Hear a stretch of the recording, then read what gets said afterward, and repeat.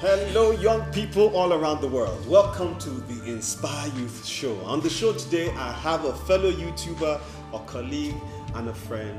Please make welcome Dr. Malik Haruna King. Yes. How you doing, Doc? I'm doing great.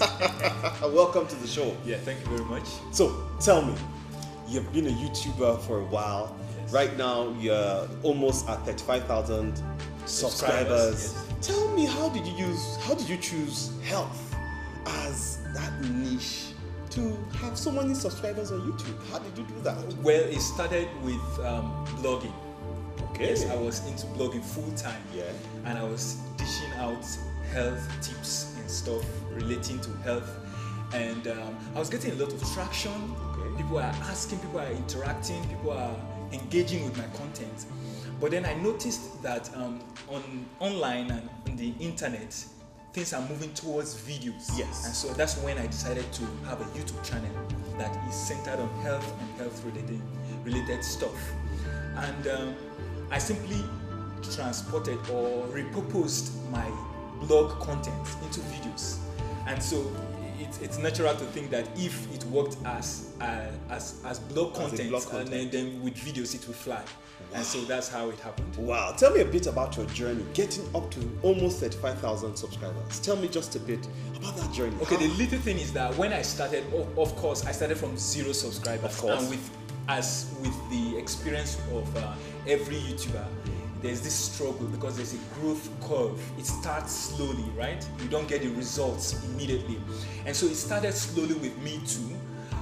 But eventually I invested time and money to learn some of the best practices for YouTube and then videos. Okay. And I started implementing some of those best practices on my videos, and then of course my subscriber count increased and my view count increased and a lot of things. All right, okay. So if you're watching this right now, make sure you hit the subscribe button. Make sure you like this video if you're enjoying it, because at the end of this video, Dr. Malik is going to be giving us a free tip for everybody watching. All right? Exactly. All right.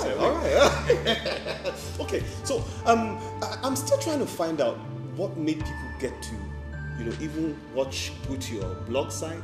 What do you think drove such people to find such knowledge around health? Is it because of problems? Is it because you were very passionate about what you're doing? What exactly do you think drives people to such kind of channels? Okay, I would think it's all of that. Okay. First, the problems, health or health-related stuff are major issues. Major issues because like your health is like your life, right? So it's a major pain point for most people. And so if you make contents that are good enough around pain points, of course they will fly. Yeah. And so one of the reasons why it was like that for me is because I was talking about health and I was saying it in a way that people could consume easily and without using all the technical medical stuff. Yes. And so they have a major problem and they have an outstanding solution, and of course. Okay, so what do you say, because I know are you still engaging in clinical medical practice right now? Yes, a bit of that. Yes, you do more of practice. this now. Yes. But what do you say is the health-seeking behavior or the knowledge-seeking behavior of patients? Are they more informed today? Because we have information technology, we have the internet. Yes. Do patients present to you with their conditions with better understanding of their health, or are you still having to do the basic health education that you do as a medical doctor? Now, first, there's a stigma relating to health. Nobody wants to be identified as a sick person, right? Okay. So generally, people don't want to come out that they're sick. Okay. And so with the advent of the internet, people could just hide in their closet and then search for things. Yes. Right? But the problem is that online, there are a lot of bad stuff concerning health, a lot of lies, exaggerations, myths, because they are coming from people that are not professionals or professionally trained to give health tips or health education. And so usually when people come to me, they come with a lot of baggage of myths about things. So first I'll have to debunk some of those myths. Wow. And then re-educate them with some basic things, because when it comes to health education, it's not as big as many people think. They're just simple things that you need to know. Yes, if you put to practice, you get large benefits. Okay. So when they come to me, I first debunk some of those myths and then I re-educate them. right, interesting. What do you see as the future of medicine, especially with the internet and information technology?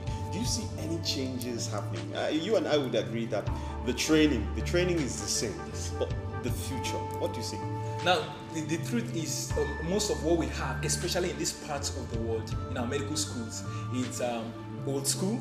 So we are still behind, because in the other parts of the world, they know that technology, the internet, right, social media, it's very important. And in every industry in life, you see this trend towards bringing technology into whatever known to be what's known to be orthodox. Yes. But we are lacking in that, in medical practice, in medicine, especially in these parts of the world. And so what I see in the future is we bringing medicine to the point where people can get health education and even medical help online. Yes, from the comfort of their homes. And then when it requires maybe some things like physical examination or running some tests or some other things like surgeries that would then necessitate or require them to go to a physical health facility or health personnel. Understand? So that's the trend I see, that a large percentage of healthcare would be virtual. Right? Be virtual. Yes. So would that then mean less jobs for doctors? No, the only thing is that there's the empathy, there's the human aspect that cannot be done by machine. Yes. No matter how much we have the artificial intelligence or machine intelligence or stuff, right? There's the human, this compassion, the empathy, understand, the touch, the human touch that cannot be pushed aside, right? So the only thing we can say for doctors or medical practitioners is let there be some education on how to give your care and your education, medical education, online or via, So if you are not being displaced, sort of. But you're not being replaced. You just have to rechannel the way information gets out there. Exactly. I think there should be some. Okay, great. This is the Inspire Youth Show. Okay. It's about young people. All right. One way that Dr. Malik, that you describe yourself as a sex therapist. Yes. Yeah. So tell me from your experience, how do youth express themselves? Okay. Their sexuality.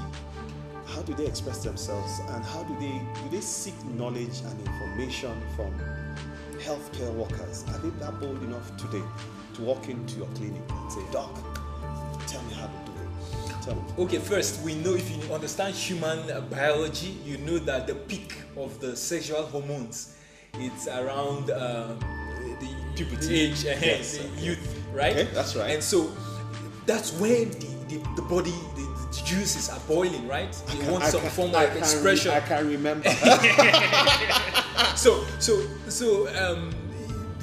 That is where they need answers, solutions, how to manage the urges and the drives. Yes. How to channel it properly. Then, if they're having challenges, how to better express themselves sexually. So there's a lot of questions and problems associated with the youth, right? When it comes to sex and sex. But we all know it's a taboo. It's the how do I call it? Yeah, well, the stigma attached to it. We're talking about sex generally. Yeah. So in Africa. So you wouldn't expect them to just walk into any doctor and express their sexuality or their sexual problems or questions, right? No. But since I've branded myself as a sex therapist and I have mentioned that, if you have any sex issues or problems, you are free to talk to me and I will help guide you in the best way I could. So they find some freedom to contact me. Okay. You understand? Especially because a large percentage of my activities is online. So they could hide, they're not seeing me, and then ask their questions, relate their problems, and I help them with free resources or paid services. Okay. Right? And so the fact that it is online and the fact that I have branded myself as a sex therapist gives them some freedom and some liberty to contact me. Of course, the links to Dr. Malik's YouTube page and channel are on your screen right now. Of course, if you have such questions, don't hesitate to get to him. All right, so you're still watching Inspire You Show. Like, share, subscribe. Okay, we'll be right back.